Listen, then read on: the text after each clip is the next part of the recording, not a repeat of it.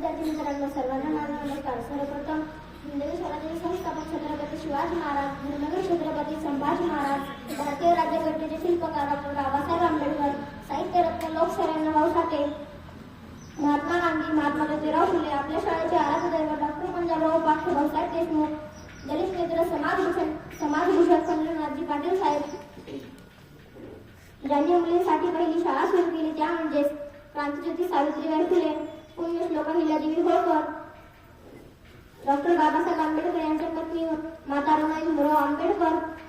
आणि आज यांची जयंती आहे त्या म्हणजेच पुण्यश्लोक राजमाता, राष्ट्रमाता, वीरमाता माँसाहेब जिजाऊ. या सर्व महामानवांना मी कोटी कोटी प्रणाम करतो आणि माझ्या भाषणाला सुरुवात करतो.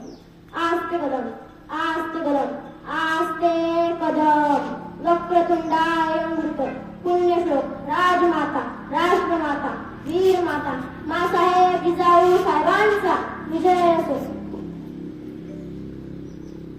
मित्रांनो, माँसाहेब जिजाऊ यांचा जन्म 12 जानेवारी 1598 रोजी महाराष्ट्र राज्यातील बुलढाणा जिल्ह्यातील सिंदखेड राजा या गावी झाला.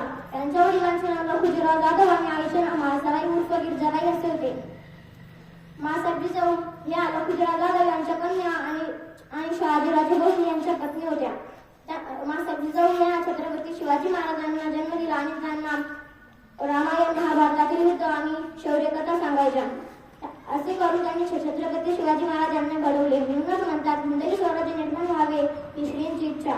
शेवटी न जाता एवढंच म्हणू इच्छितो, मुजरा माझा माता जिजाऊंना घडवले त्यांनी शिवशुभांना, मुजरा माझा माता जिजाऊंना घडवले त्यांनी शिवशुभांना, साक्षात होत्या त्या आई भवानी, जन्म घेतला त्यांच्या पोटी शुभांनी, जन्म घेतला त्यांच्या पोटी शुभांनी. इंद्रजिमी जंबुकर बारवसु वंबुकर रावरस दंबकर रघुकुल राज है, कौनवरी दापर शंभुरती दापर, जय जय से वापर राम राज है, रावण झुंड पर सीता झुंड पर भूषण झुंड पर, जैसे मुख राज है एज तमा